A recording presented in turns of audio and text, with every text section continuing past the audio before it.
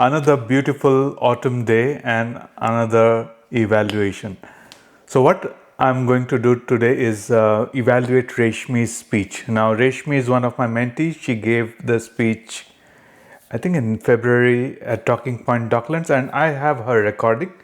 And what I have here is on my laptop, I have her recording, and in one screen, I will play the recording and pause and give my observation. So that way, Reshmi can get direct feedback where it needs to. So let's move on. Let's roll on and onto the screen now. I'm going to start the play of Reshmi's speech. Let's. Thank you so much. So, have you ever made a New Year's resolution and completely forgotten about it by February? Yep, me too. Every single year. One year, I said I would wake up at 5 a.m. to seize the day, and I seized the snooze button instead. We often think that to change our life, we need to do something huge, like quitting our job, run a marathon, or suddenly becoming a morning person. But I have learned that real changes doesn't come from giant leaps. It comes from tiny steps, the kind that seems so small, you almost laugh at them. So I pause here, and great opening. I would say one of the best openings I have seen. She started with a question, and she gave it in February, so it's contextual that people would have forgotten the New Year's resolution, and she asked these raise your hands. Have you set up a resolution and given up? And she raised the hand, and she mention raise your hands? It's pretty impeccable. So she set up the context. She is now, as an audience, I'm feeling intrigued what's going to happen and what is she going to do. She has introduced humor right at the first sentence. Like I had set dreams, and instead of hitting the seize your day was seize your, and she paused and the snooze button. So it's kind of a really humorous way of narrating. So well done, Reshmi. Let's move on. 2 years ago, I decided I want to read more. So naturally, I went big, one book a month. I bought 5 books, all thick enough to qualify as doorsteps. And there they sat on my bedside table, staring at me for weeks. The book was staring at me like a room full of toddlers waiting for snacks. Great use of analogy. The books were staring at me. In fact, the books are inanimate objects. Now, if the books were staring at me as if, I think, children with snacks looking at it, like she is having snacks, offering the children. A great analogy and a great use of example. So well done. I also liked Reshmi, liked your body language. When Reshmi told, now I was looking, the books were looking at me, books were staring at me. See how that body language moved into a stare at the distance. So well done. A great use of body language and analogy here. Every single night, I will look at them and think, tomorrow, I'll start tomorrow. But tomorrow kept turning into next week and next month. Finally, I told myself, okay, Reshmi, forget about a book a month. Just read 5 pages a day. 5 pages. That's it. I could do that while drinking my morning coffee or pretending to ignore my phone. Some days I read 5 pages, some days 10. And before I knew it, I had finished one book, then another. That tiny change, 5 pages a day, turned reading from a goal into a habit, and that habit turned into a small daily win that builds my confidence. So I'll pause here. Simple revelations that taught us simple things can be life changing. So Reshmi introduced that small changes that can, if we apply, can change a lifetime. She is alluding to setting smaller goals. That's what I'm thinking, to get something big. Initially, it might feel impossible, but then with tiny steps, one step at a time, they tell you can eat an elephant one bite at a time. You just have to start with that single bite. So she has set us really well.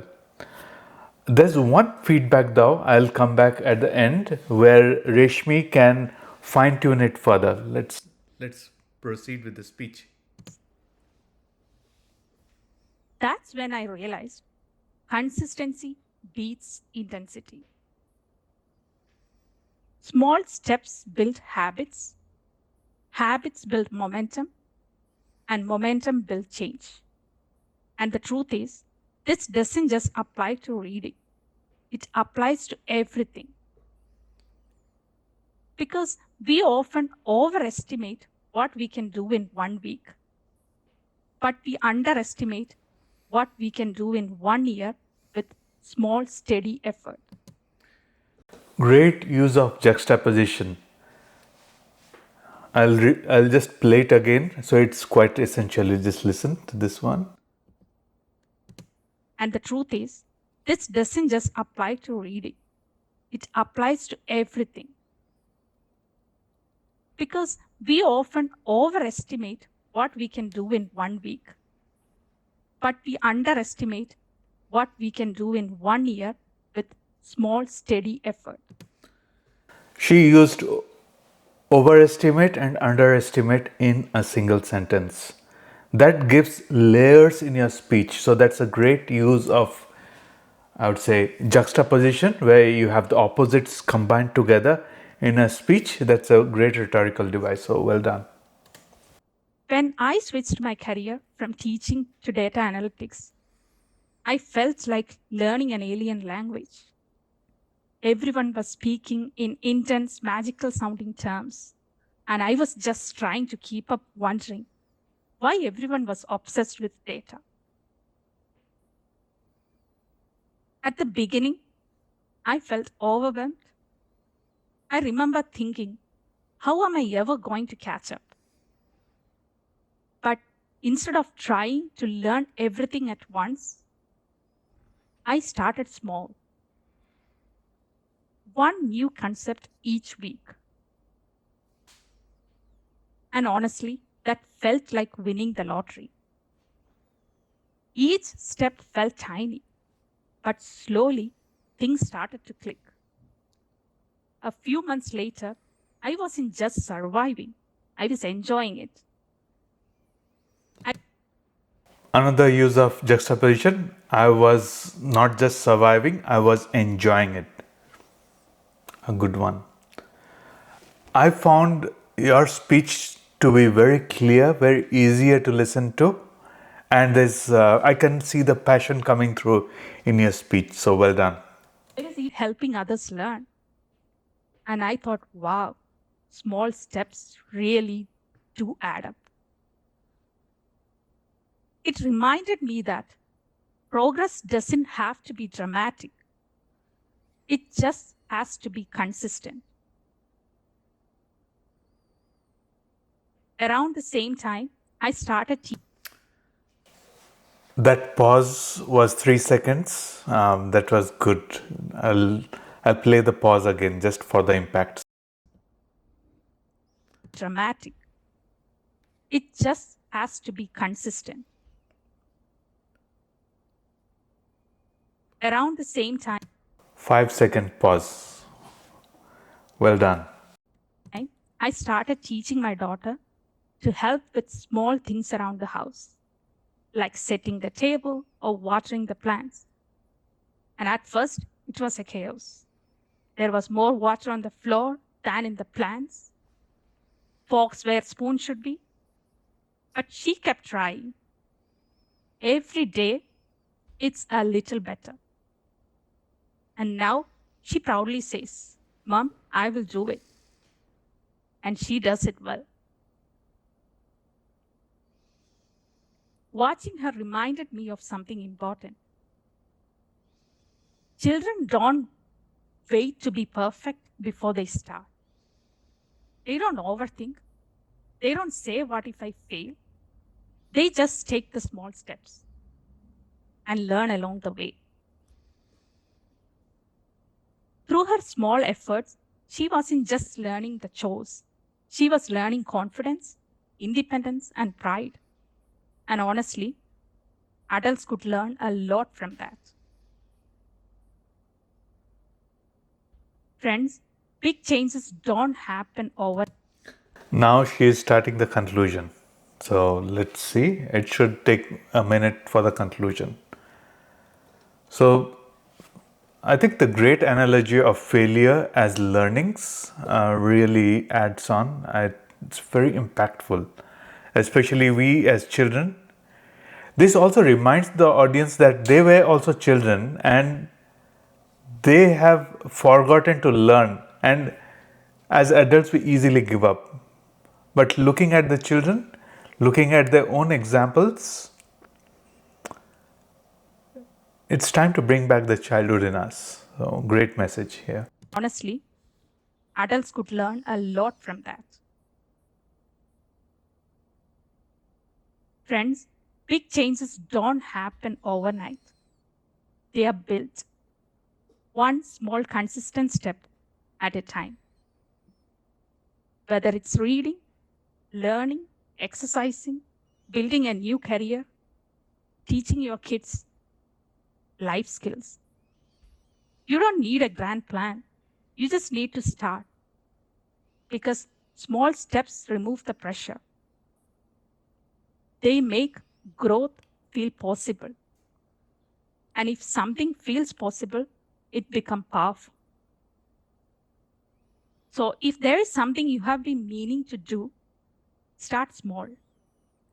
Read one page, learn one skill, take one tiny step. Don't wait for motivation. Don't wait for perfection. Just take the next step. Because sometimes the smallest step in the right direction ends up being the biggest step of your life. Thank you. She used another contrast, a small step and a big step. So, lot to look forward to and great conclusion. And she finishes up with a thank you. So, and then hands it over to our Toastmaster, Tracy. Okay, so we saw the presentation, Reshmi. This is a terrific speech, if you ask me. It's really hard looking at what to give feedback. She gave me the draft, then we cleaned it up, and now that's a delivery. She has worked really hard, so well done.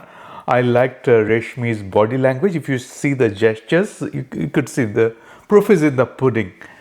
The gestures, her hands were animated. She was involved in the story. So great use of passion, great story. If she were giving in a stage, the stage would increase, but she was aware of what was her screen position. So well done, Reshmi. The other part, which, okay, here are a few things, I think just a few minor things that we need to tweak.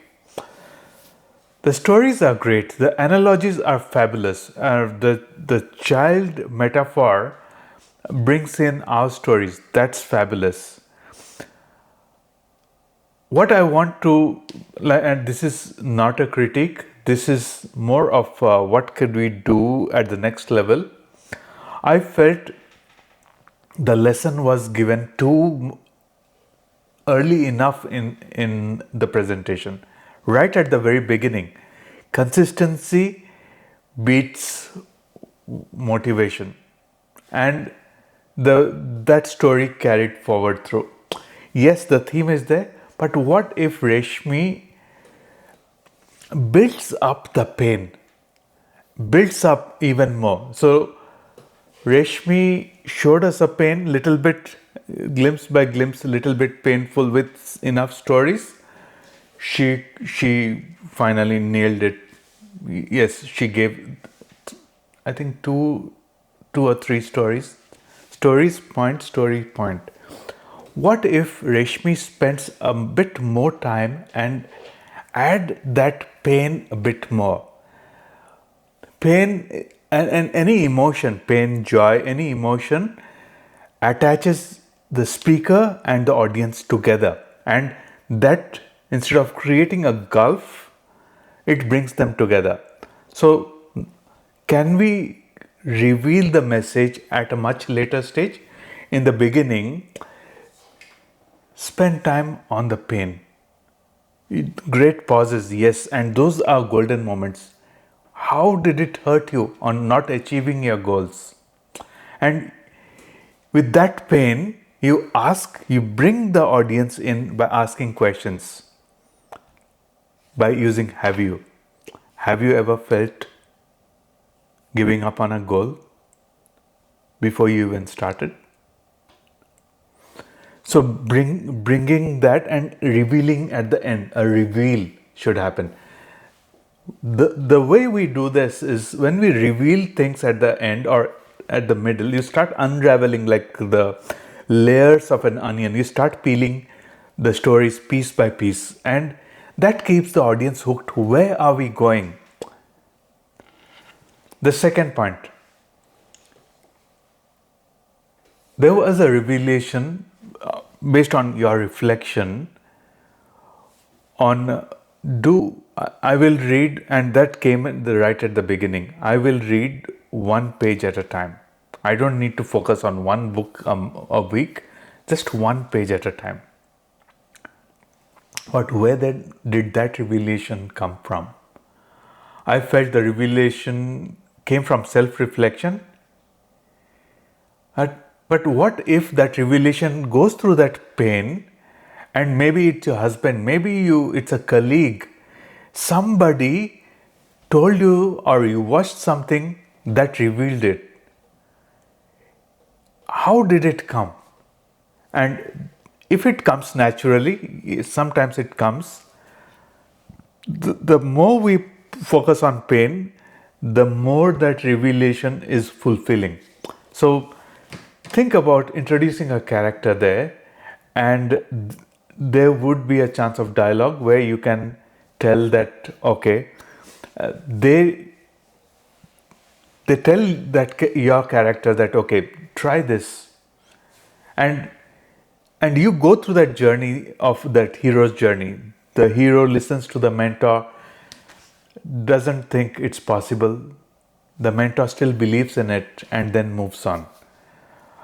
And then that particular mentor weave that into the story of look at your child, and then you move on to your child story. Use names. You mentioned my daughter. Use names. Can you put in your daughter's name there? Because names are quite attractive. Otherwise, really polished speech, Reshmi, I would say just add these pieces and it would shine through. Again, every speech is a milestone, and you already set your bar very high enough. So I'm quite excited where you will just not take this speech in general, take your speaking journey and start revealing yourself as you move ahead. So thank you, and I hope this particular feedback has been helpful. That's it, and with this I finish my speech evaluation. Thank you. I'll see you again then. Bye.